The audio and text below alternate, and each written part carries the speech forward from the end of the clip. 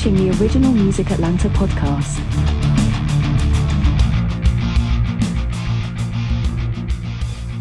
Save me from myself again. I feel like I'm losing my mind. Seek to find that kind of love. I've been waiting here all this time. I've been waiting all this time. Seeking you shall find. Seeking you shall find.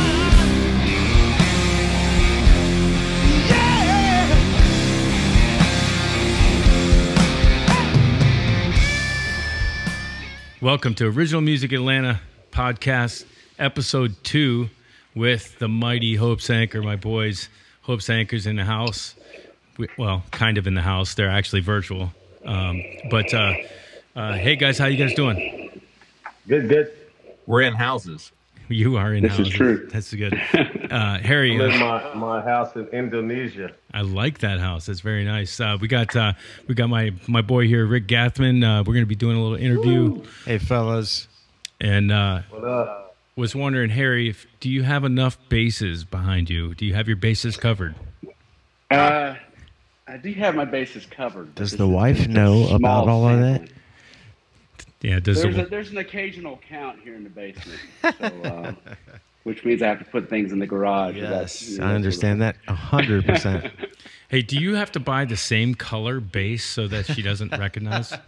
That's what I do. That's my go-to. I like it. So We wrap it, and then you can peel it off. It wasn't me. Hey, so guys, we're just kind of getting started. We're doing some, trying to get some recognition to some original bands here in Atlanta. We've been together for 15, 16 years, continually writing material and just kind of trying to make it happen. But we just wanted to kind of do a little podcast leading up to the March 12th date at the 10 High, where Scully Entertainment is actually you're representing is doing the Original Music Showcase in Atlanta again, and we will be going on at 10:45, I think 10:45. 10:40, yeah. 10:40. So if you show up at 10:45, you're going to be 5 minutes late. You're going to miss. PM? Yes, PM. Holy moly! On a Sunday. So On a school night too. How dare we? yeah, no doubt.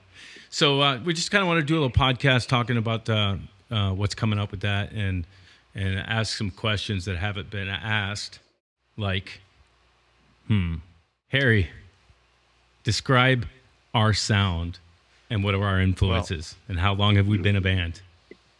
Oh my God, that's tough. Describe our sound. I think we kind of are. I always say that we're a groove-oriented rock band. We sound a lot like cross between Lenny Kravitz and King's X and all things in between. It's been good. God, we've been doing it for 100 years, and it's just been a lot of fun. So, yeah. I mean, if you haven't seen us, come check us out. We're different, I guess, than some, but I dig it. So. Hey, Jeff, what are your influences? We never really talked. What's your go-to old school? Nobody really cares. I do. I definitely do. I'm curious to where your head's at drum-wise. I kind of I was a drummer first, and I kind of came from an odd place because I'm like a Bonham guy. Like I like meat and potatoes, drum parts, like it's really like holding stuff down, and that's what I like to hear, and that's what I like to play, and that's what I hear when writing songs or whatever. But like stuff to listen to growing up, whatever. This guy that I went to school with was like a prodigy, and he had this hodgepodge of drums all in his basement and guitars and stuff, and he played everything. And he was a huge Bryan Adams fan and a huge Rush fan.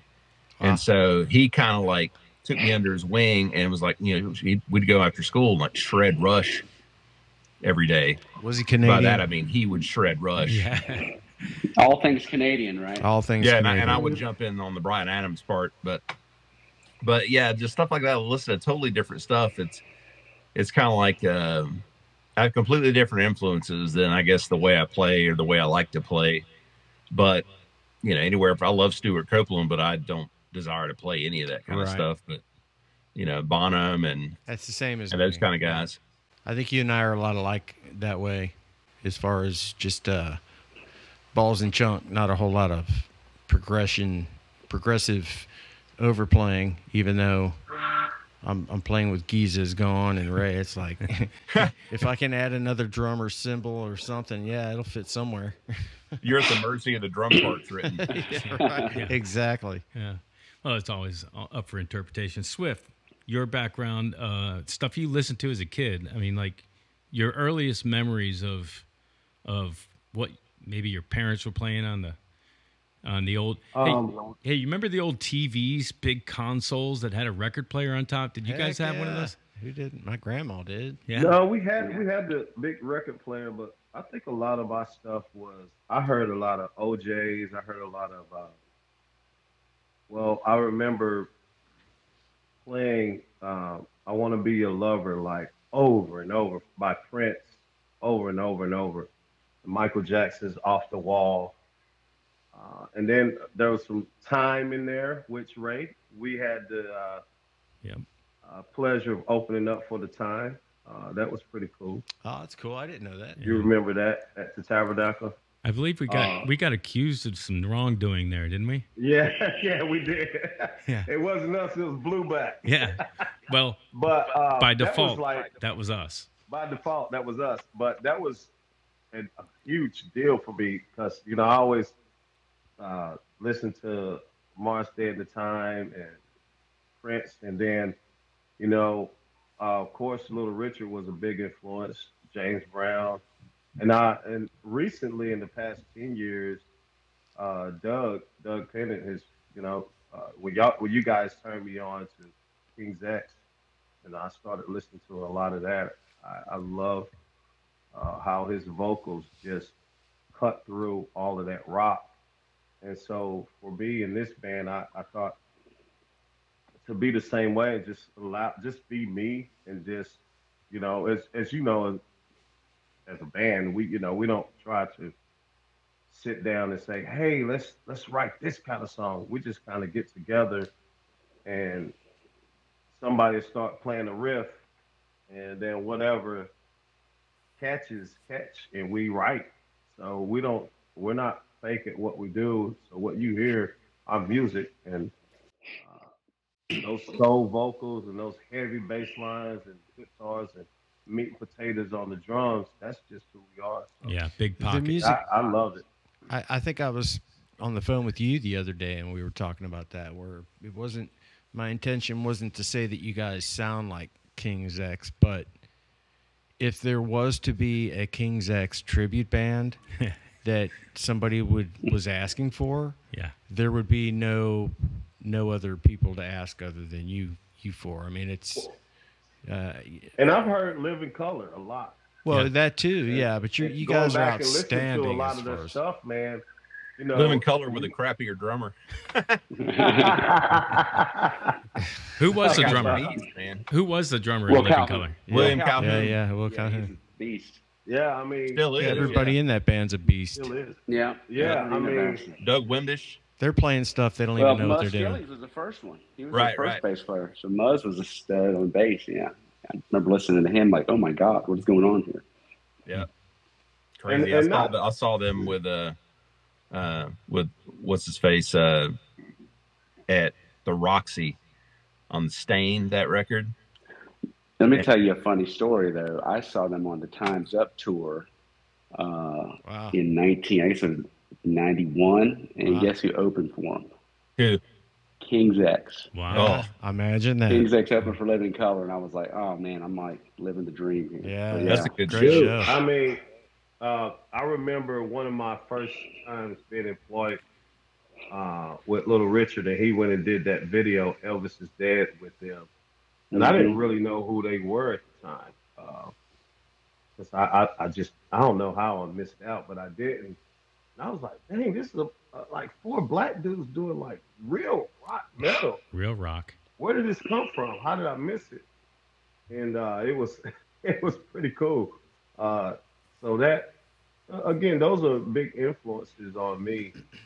Uh, it's I think Hope's Anchor. We just really get in the spirit of writing, and our intention is to um, elevate the Word of God in our music, and it kind of sneaks in under the radar. Yeah. And next thing you know, you're like, wait a second, Yeah. you guys are a Christian rock band? Yeah, That's, you that's booked the us. beauty of it. That's Yeah, I just heard the gospel for 45 minutes. yeah. I Yep. didn't you know just- it. and it rocked my ass off. You're Yeah. welcome. You're welcome. Yeah, that's right. And then Harry, I mean, I do know your influences, but early on, what was the first bass line that you ever worked out? Oh God! Well, I was a huge Rush fan. That's what got me into playing music to begin with. Really? Listening, I was listening going to say Rush. yes. I thought he was going to go No. yes. But I think the first bass line that I ever learned was like Limelight or something like that. Just and kind of plucking it out. Just thinking, jumped "Oh, right look, on in there, I'm did doing ya? this." Yeah, I bet he played Yeah. Limelight. Well, it's funny. I got into wanting to play bass only because my next door neighbor used to drive me to school when I was a freshman in high school, and he was a huge Rush fan, and he would air guitar, and he's the guy that, as the song's playing, he's got to stop it and tell me that this is what he's talking about. And I'm like, dude, let's let me listen to this stupid song. And I listened to it, and I was like, I'm kind of into it or whatever. And then back then, MTV on Sunday nights, they would have a live concert. And one night I turned it on, and it was Rush, I guess, on the moving pictures tour, I guess Exit Stage Left or whatever. And it's the first time I saw them, like physically saw them play, and I see Geddy's big honking nose up against the mic and Rickenbacker. But the bass tone that came out, I was like, I've never heard a bass sound. I was like, what is this instrument? Like that instrument, like I'm down with it, whatever that sound was. So that kind of got me into it. So, but then Now yeah, you I have mean, 35 of them. Yeah. I know. Isn't it I interesting trust you. how something will hit you like just a tone, just like one thing Be you honest, heard. it's 37. You know, it's like Jeff It and I. is. We heard there's something, one particular drum. Like I do have a favorite cymbal in my kit, and it's just like once I heard that, I knew. But I mean, not to compare what you're talking about, but No, but it's the same sort of thing like Yeah. that. And even now, like listening, we're all always chasing tone, right? And Yeah. I think I've danced around this tone that I've heard in my head for my whole life, and that's what I settled on. And to me, that's what a bass sounds like. And yeah. Hope's Anchor's been awesome I can bring that tone into this, and it's just kind of what we do. But yeah, I mean, it doesn't work with other stuff, but Right. I mean, that's the part of the sound in my thumbprint. head. Yeah. So it's really cool. Yeah, it definitely makes a difference on, when I was younger, I thought tone meant loud. And and now that I have tinnitus, I know that tone isn't loud. Tone is not abrasive, it's just, Right. and it's such a, That's where the sound guy comes in and pulls out the hurtful frequencies. yeah, but he can't do that. How many sound guys over the years have told me to turn down? Right. I know. What about you, Every Harry? one of them. Yeah, Every single one of them. yeah. What about you, Harry? You ever had a sound guy tell you to turn down? Well, I always have sound guys like, that's your bass tone? I was like, yeah, man. Well, the other thing is like my tone is like very aggressive, but I've mainly played in like, three-piece rock bands, Yeah. right? So it's almost like a rhythm guitar a little bit. So, but yeah, it is what it is. Yeah. This is the only band I've ever been in, the rock guitar player, where a lot of times live when you listen back, the one guitar player gets drowned out. Yeah. Yeah, Yeah. it's crazy. That's Ray why. has My to bad. fight for My some bad. reason. Hey, that's why I like to do. That's why I like to do recordings. or That's why he's the multi-times. control freak. Yeah, so I can at least be heard. 100%. Well, I would say like my first influences were obviously like Zeppelin 1. Zeppelin 1 was definitely like something that I would actually put on and try to play rhythm guitar with and that kind of thing. But I think one of my first riffs, other than what's the Deep Purple song everybody knows? Dum, bum, Smoke on the Water. bum. Yeah, other than that, Smoke on the Water. yeah, Smoke on the water. Yeah. Yeah, on the water. Kiss, Heaven's on Fire was another first riff, but the other one was a song from 10 years after. I'd like to change the world, but I don't know what to do, or something like that. It had a really cool arpeggiated kind of intro, but yeah, it was mostly like Zeppelin, but then big Stevie Ray Vaughan. Had to study that for a while, and then when he died, I was like, who am I gonna study now? And it was kind of more of a Satriani type thing, where I knew I couldn't play as fast as he could, but some of his melody lines and techniques were something that I studied. But it ends up being, a hodgepodge of all of those things end up being your sound, and that's how you get to have a sound, I guess. Yeah. So it's weird you're talking about like influences, and I was trying to think back, like what I played along to. The first, my stepdad let me borrow an 8-track when I was a kid, and it was the first Foreigner album. Oh yeah. And Wow. And I was like, that just blew my mind. It was over after that. But I like sitting down in the basement, like in shedding. I would get home after school, and I played along to like Whitesnake and Iron Maiden.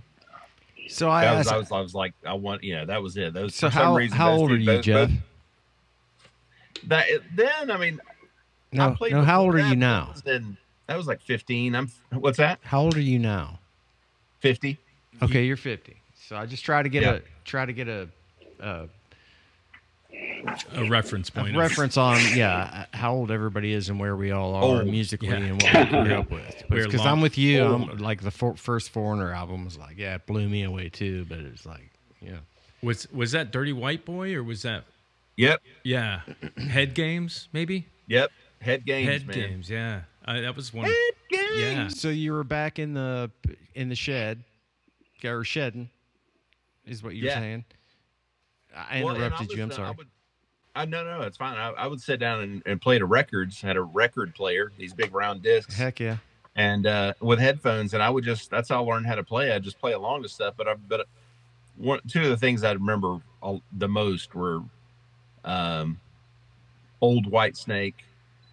But before the '86 album, that one too. But I was already into them, the Slide It In and all that stuff. Yeah.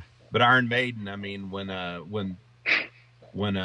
Power Slave came out, I was like, I saw them at the Fox, and I was just blown away. I mean, I was playing bass then too, so I was trying to learn, Rhyme of the Ancient Mariner and that stuff, but just playing it over and over and over again. Wow. You went dark before I did. Yeah. And what's that? You went dark before I did. Were you in Metallica back then?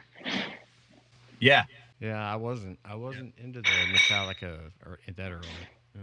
But I had an uncle who was kind of a rivet head, and he like set me down and put headphones on me and play, and like he just would rock British metal, Judas Priest, whatever, Anvil, all these bands. Sit down and like, here, listen to this. And I'd listen to the whole record, front to back. And right. So he kind of like started that path for me into rock and stuff. But he was also like, really big into Bowie and. Oh yeah. So I kind of had that, and then I got into pop rock and stuff later. But I just kind of defaulted towards the heavier stuff, maybe, which is funny because I've never been like a heavy drummer. I was never like, I played in like one metal band, and I still wasn't a metal drummer. I was just a rock drummer trying to make it through. Something made you solid. I mean, I don't know what genre it would have been, but you ended up solid. You know what I mean? Like I always have and still do. Struggle with like just tempo or just staying the course. You would know it listening to you. You sound well. Thanks, rock but steady. Of course, I'm playing with clicks and using new things these days. Well, yeah, I mean, that helps greatly. But back in the day, yeah. like in the 80s, if that would have been around, or the early 90s, it would have been magical. Yeah. I had no fear of tempo way back in the day and stuff before anybody used click tracks. It was just everybody, that's why the drummer was there. And right. We did stuff, Yeah. whatever. And these days, I mean, it's a totally different animal, but playing with a, click and doing tracks or whatever you may do. Even I got kind of paranoid. I was playing with a side band for a while, some friends, and no tracks or anything, but playing click just because the inconsistency of what like the singer would expect, like the next time around at rehearsal, because that's all based on feel, right? Yeah. But you can chase that for days. Like, okay, well, this is where we've been playing it. This is what everybody's been happy with for 3 weeks. But today, because of your mood or whatever, you feel like, oh, this is maybe a little bit slower, would feel better or whatever. So I kept using a click just to kind of keep everybody honest. Yeah. And for like some personal, like my own little personal Wolle blanket. But I play different without a click. I like the way I play better without a click. But Yeah. Well, the human feel, you can't replace that. That definitely, having a human feel gives it a little more groove or a little more mood. yeah, it's music, Yeah, I agree. Yeah. 100%. Well, now I'll that tell you, man, go ahead, Swift. people freak out at like when we're at church. Oh, the click. What happened to the tracks? You're like, guys, you're a musician. It's okay. You can Yeah. just What do we do? just play the song. Listen to the kick and snare. It'll be fine. Right. Yeah. It'll Yeah. be fine. Well, I left out something, Ray. Yeah. I forgot, man. I remember one of my biggest influence when Jeff brought up White Snake. I remember seeing Aerosmith, White Snake, and I think it was White Lion. oh yeah. Yeah. Wait, Yeah. never had a chance to love you. Yeah. I never had a chance to live you. Love you. I was like, this is what I want to do. Yeah. These guys Who are didn't? freaking rock stars. Yeah. Uh, Pretty as I hell. never forgot that. Yeah. Yeah, Crazy. good stuff. All right. So, what was the first name of your first band, Harry? I was going to go there. My first band was called Strawberry Fog. Nice. Nice. Hold on. How did that come about? I cannot make it up. That is a good name. How did it come about? I don't even know, man. I But was it didn't gonna, I was last going to long. hope you were going to Strawberry say you Fog. didn't know. Yeah. Strawberry Fog. I don't really know. We weren't a band very long because the drummer got grounded. We would rehearse in his place, and so as it kind of shut it down. Like, oh, I'm sorry, I can't rehearse Oh, because I'm man. grounded. So. Oh, What type of man. But music? yeah, I went from Strawberry Frog, What- Strawberry Frog, Yeah. Strawberry Fog, and then when I was in college, I lived with some guys. It's kind of funny. I was 19-year-old bass player, and I was living with guys I thought were old. Drummer that went to the Percussion Institute, and guitar player, real bluesy guitar player, and there were two brothers, and I think the drummer was like 39, his brother was like 35 or something, and I moved into they the house were with them. Good Lord. Yeah, so I'm living on a futon in this roach-infested house that we rehearsed in, but that band started as Tattooed Messiah, which is another good name, with our big hit being Tommy's Van. Ride around in Tommy's van. Do-do-do-do-do-do-do. Yeah. And then, so that's, good times. Yeah. What type of music was Strawberry Fog? Death metal, obviously. That was Strawberry the Fog, obvious it was next just, question. I don't know. It's a bunch of guys that just playing whatever, So I couldn't even tell you what kind of music it was because it wasn't really. It was tasty. It was tasty. It was sweet. And a bit confusing. I couldn't really see Like a through it. LaCroix. Yeah. It had a hint of strawberry to it. Hey, Jeff, Yeah. what was your first band? I'll give you like a couple of the first names because you can glue those together and you can kind of figure out like it was pretty dysfunctional. Yeah. So like I remember trying out for a band that was like a goth band with a chick singer before goth was a thing.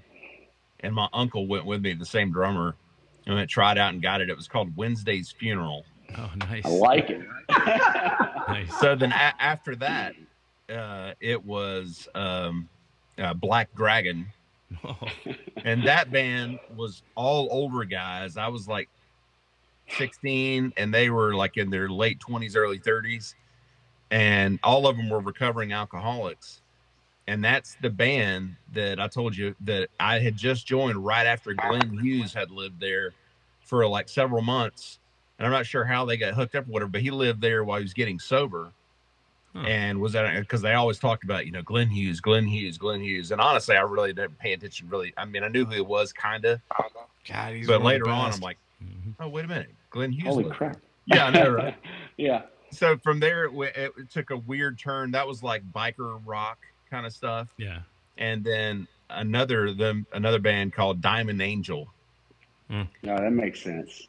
which started out as Angel Lace, and we thought that was a little too frilly, so we manned it up with Diamond Angel. Nice. Oh, yeah. Yeah.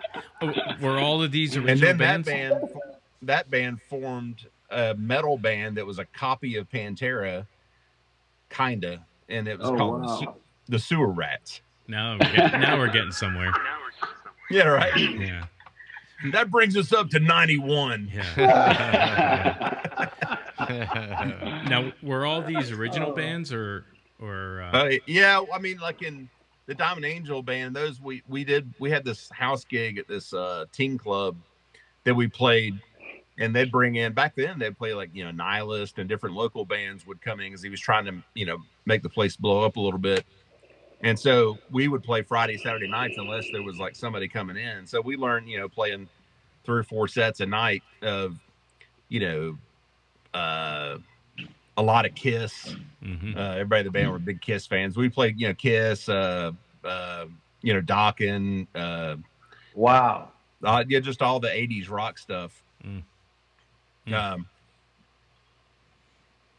yeah, all those kind of morphed into.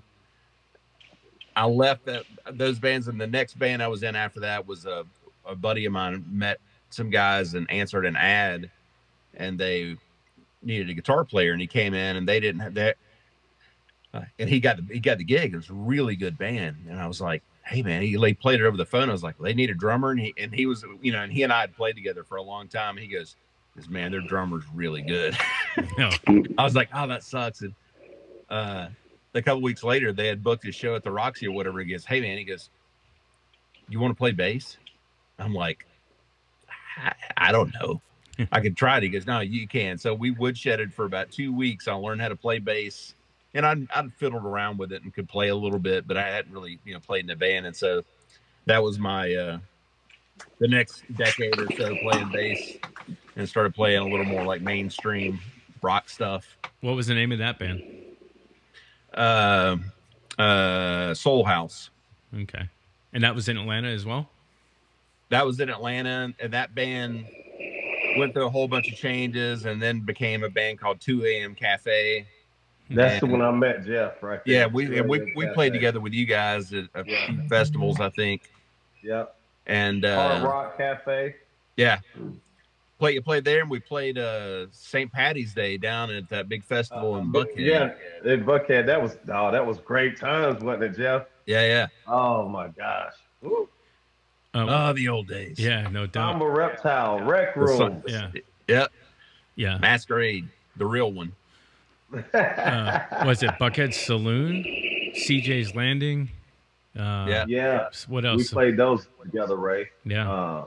And we played the Oyster. What was that? Oyster Fest. They're still doing that. That's just they're about to do like the 32nd annual Oyster Fest. Really? Yeah. And they have bands, but they all seem to be the tribute bands and such. But yeah. You guys still see me? No. No, no, it's just a picture of me. Swift. That's pretty funny, isn't it? Yeah, Swift. What was the name of your first band? So, well, my first band, like real band, was J Swift and Company. Yeah.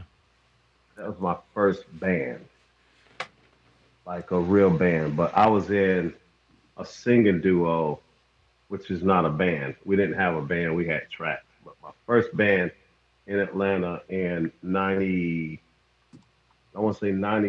93 was J Swift and Company. Yep. And, man, that was a pretty good band. We had some heavy rockers, man.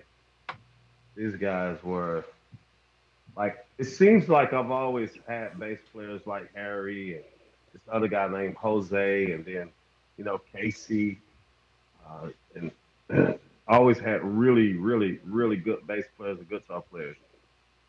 I went through a couple of drummers that were all right, but um, I'm right always here. had really good, really good. No, What I'm was that? saying in the beginning, but always solid bass players and guitar players. Always. And then I met Ray. Uh, man, this guy. Let me tell you about Ray.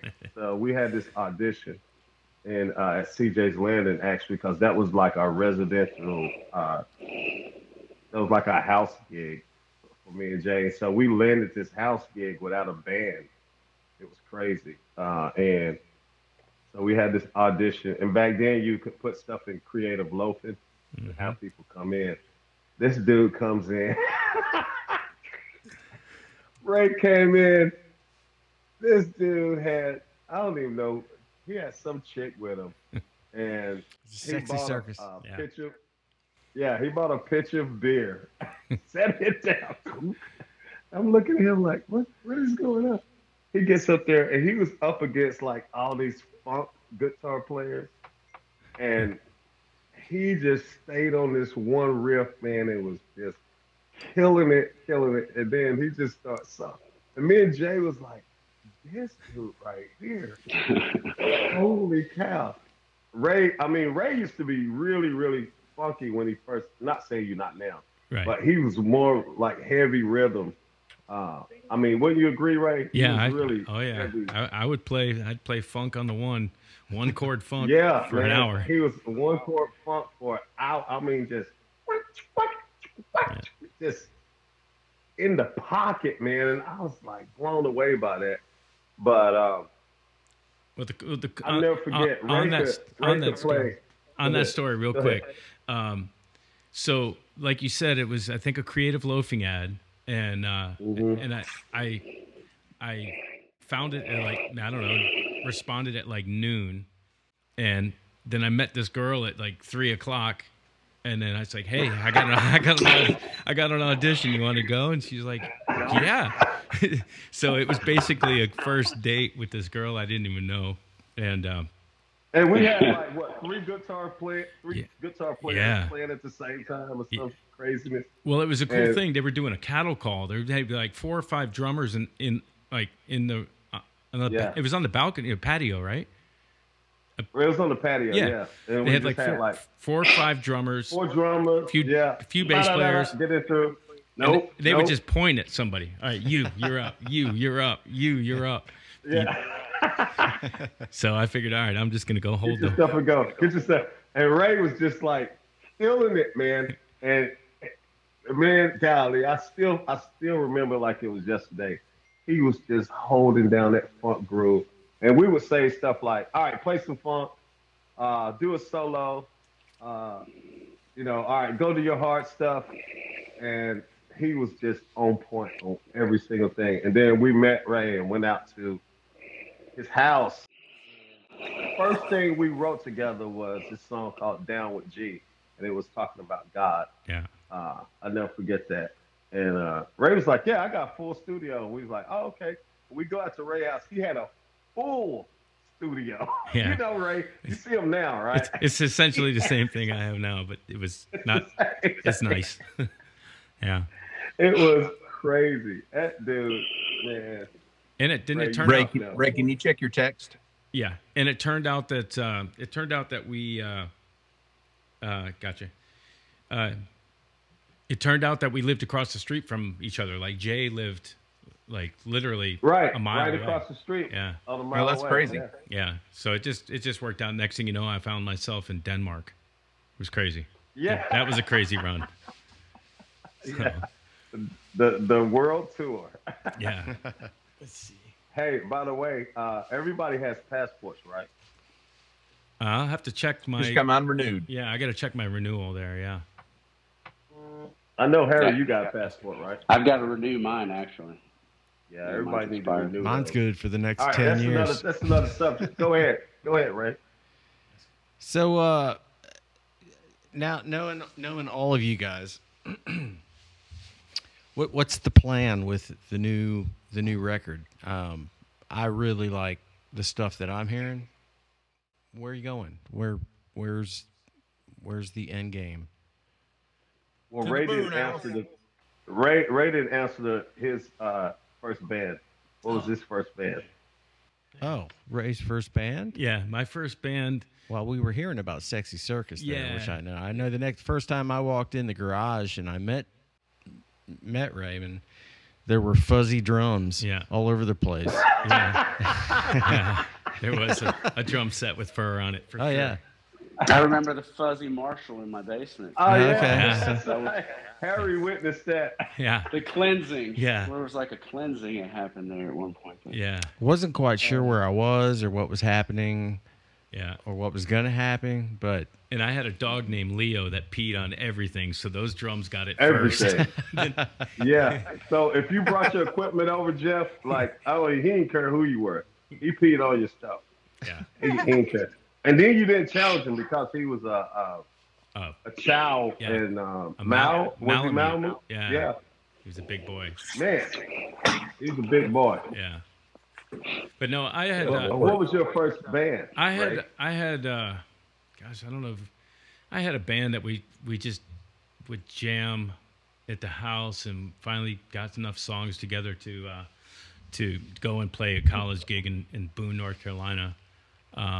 I don't really remember what his name was, but I was in another band called Fat Bob, and I was in another band called DW. That should be the new album. Yeah, That DWI. should be the new album. Yeah, DWI, Delinquents with Instruments, was a band I was in. And then I had then I started putting together a band with a girl named Kelly Wellborn, and we did a band called Kelly Wellborn and Moving On. Oh yeah. And that was when I first moved to it's Atlanta much better, Swift. in '95. Yeah, that was good, Swift. You're making me dizzy. And then Well, I'm trying to charge it. Hold on. There we go. after Kelly Wellborn and Moving On, in that blues era, I think that's when I showed up to the Sexy Circus audition and played funk on one chord for an hour. Got the gig. Nice. And landed it. Killed it. Hey, hold on 1 second now. I think there may be a story Don't even go. that I may or may not have heard. Go ahead. Let's hear this version. It's making my tooth hurt. Yeah, yeah. Hey, let's take a pause right here, and we'll try and get Corey on. And looks like this call had a time limit, so it's going to end in 5 minutes or something. So let's take a pause here, regroup, and come back for the Rick forgetting his drum story. Be right back. I'm with you. All right, and we are back, and now we have our special guest. We got Corey Lowrey with us. He's on a walk in the park, getting some exercise, and so he's been dealing with us now. He's been dealing with us now for since Christmas time, I think, working on a new record. And glad to have you with us, Corey. Hey, man, it's been a blessing. It's been a blessing. It's been awesome. Incredible talent to work with, you know. Well, we couldn't do it without you. Obviously, Corey's been a part of every record. This is the third record, so he's been the fifth member of Hope's Anchor now for, 15 years, I would say, right, Harry? Long Yeah, I time, think so. yeah, man. Yeah, long time. Are you tired of I mean, us? which says a lot for about a band that can even stay together through all of it. You know, like I've seen these guys go from the beginning to now, and there's a lot of stuff that's happened in between, and they still have new ideas, and to keep that energy and inspiration up speaks a lot about who Hope's Anchor is. Thanks, Corey.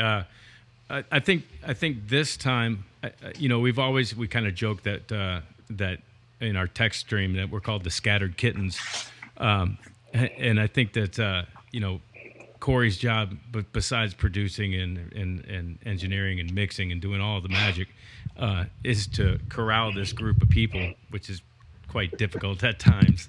But I think this record here is going to be some of our best stuff, and we look we're looking forward to March 12th, isn't it, guys? March 12th. Yep. At 10 High in Virginia Highlands. We're gonna play this stuff live for the very first time, so we're looking forward to the event Scully Entertainment's putting on. And Swift, what are your thoughts on some of the new songs here? You know, one of my favorites is High Tide. I love Churches Leaving the Building, without a doubt. But, like, one of my favorite all-time songs is High Tide. That just has that full-on Foo Fighters drive in your face. It's just it's a good, man, it's just power-driven, and the message is really good. Churches Leaving the Building is an anthem. It's one of those songs that's a great sing-along, and it's incredible. But High Tide is my favorite. I'm not drowning here. I know I'm not alone. Nice. I love the back to Harry and Jeff. Your boys make me proud. That was awesome. Yeah. Harry, what's your favorite? I don't know if I have a favorite. It's all your babies. But I do love just all the new stuff. I think it just kind of came together the right way. Well, Harry, you love all your kids, but there's some you like. Depends on the day. I dig all of them. I'm excited about them. I thought they came together really well. I'm just really proud of how it all came together. And Corey did a great job, as always, just making us sound like rock stars. So it's awesome. It is definitely nice and heavy and ballsy and chunky. I from what I've heard so far, I can't wait to hear the rest. Corey, I know you've heard these songs about 30,000 times more than we have so far. So yes. So what was your favorite one? I think like Harry, I think all of them have a different color. You know what I mean? And all of them bring something different to the table. As far as being inspired by something, like churches leaving the building, just the meaning behind that was just, such a unique. When Swift first told me that, I'm like, what does that even mean? Right. Explain that one to me so I can be clear on where are we going with it. But once he explained it and the story behind it, I think all the songs have great stories behind them as well. We talk about storylines before we jump deep into lyrics. What was the story behind this? Like Harry had Gina. I'm like, who's Gina? Right. And then you have these working titles that slowly transform into the actual song. And I think on these 5 songs especially, we took our time to let it all come naturally. Let's build on melody, lyrics, making sure the music is not getting in the way, and just and all doing it naturally rather than okay, we're clocking in here, guys. At 9 o'clock we're going to be out here by 1, so let's get it done.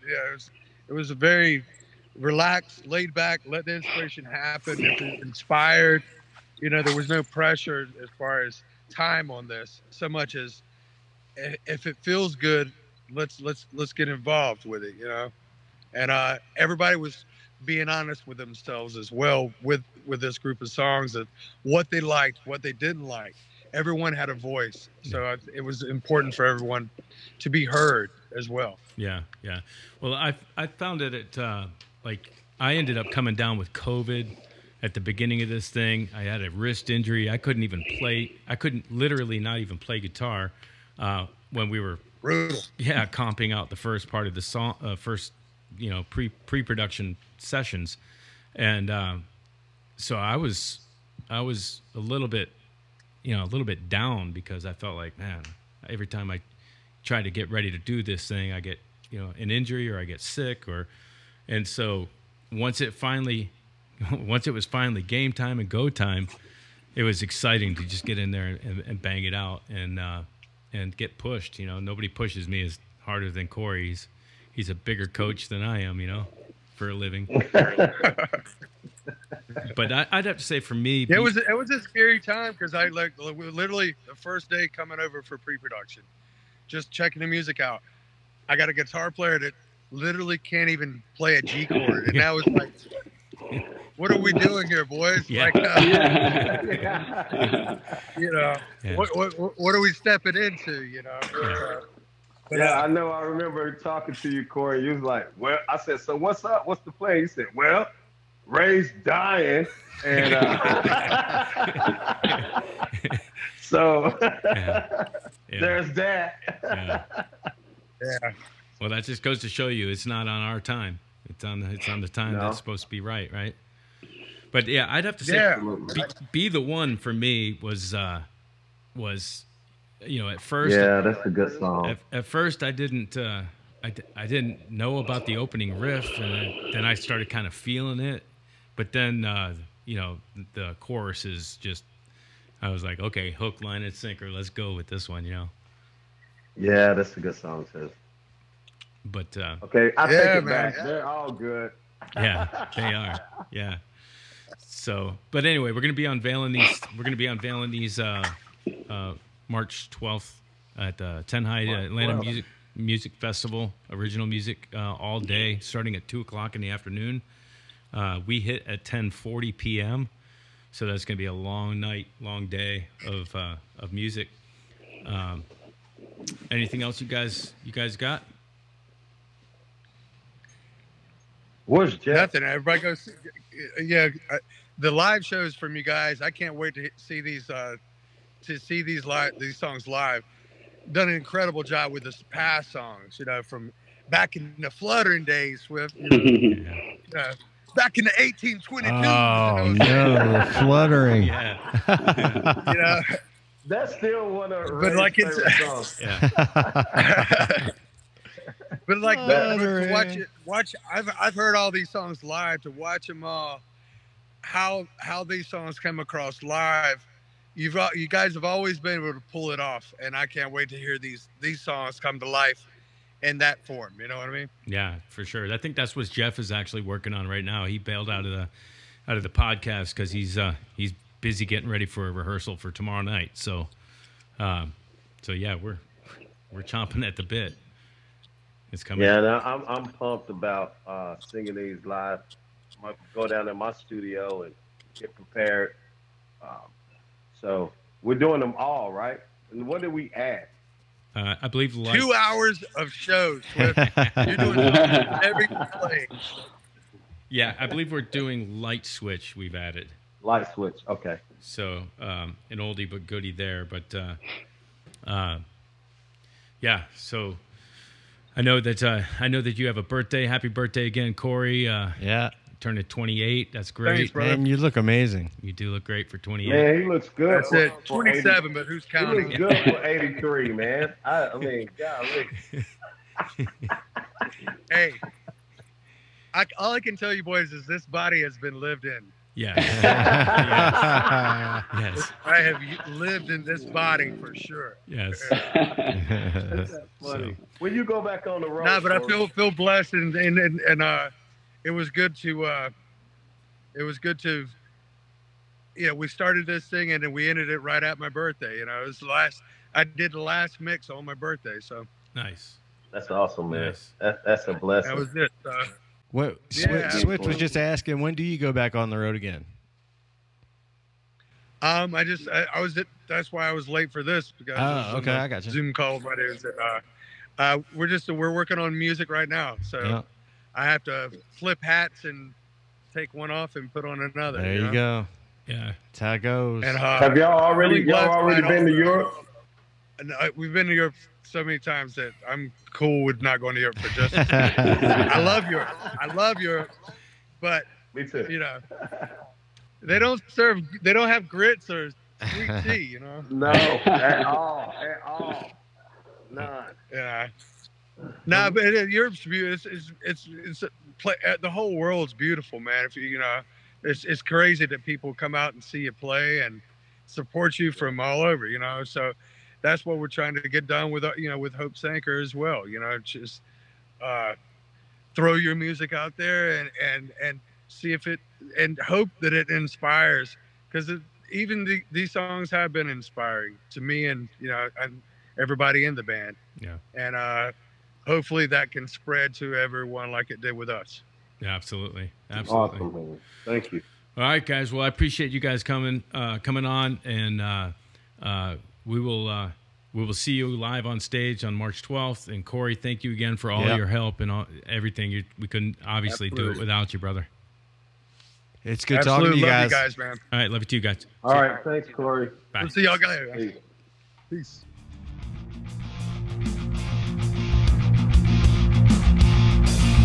You're watching the Original Music Atlanta podcast.